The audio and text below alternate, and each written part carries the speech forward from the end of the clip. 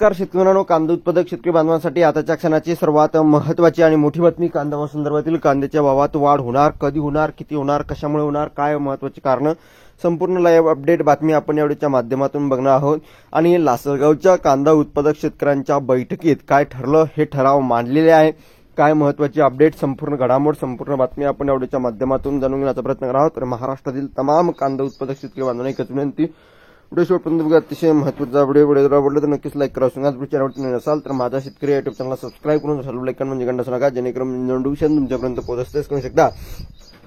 लासलगावच्या कांदा उत्पादक शेतकऱ्यांच्या बैठकीत काय ठरलंय, हे ठराव मांडले. बघू शकता, केंद्र सरकारने कांदा निर्यात बंदी न करण्याचे कायमस्वरूपी धोरण तयार करावे. हे धोरण पुढील किमान 20 वर्षासाठी तरी ठेवावे. कांद्याच्या किमान आधारभूत किमतीचे MSP घोषणा करण्यात यावी, यासह इतर मागणीसाठी ठोस निर्णय घ्यावेत, अशा शब्दात या ठिकाणी कांदा उत्पादकांच्या संघटनेच्या बैठकीत केंद्र सरकारने सरकारला सुनावले आहे.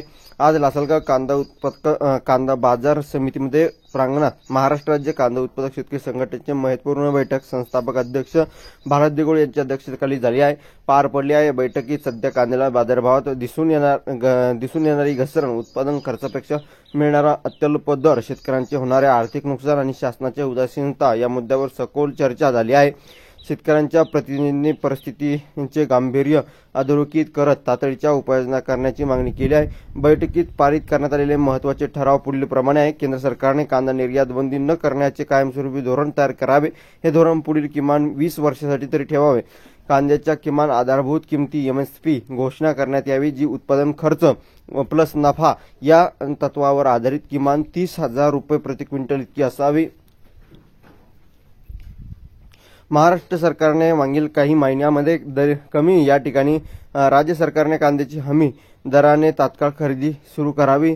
एकंदरीतच या ठिकाणी तसेच त्यासाठी स्वतंत्र निधीची महामंडळाची स्थापना करावी. एकंदरीत अशा प्रकारची महत्त्वाची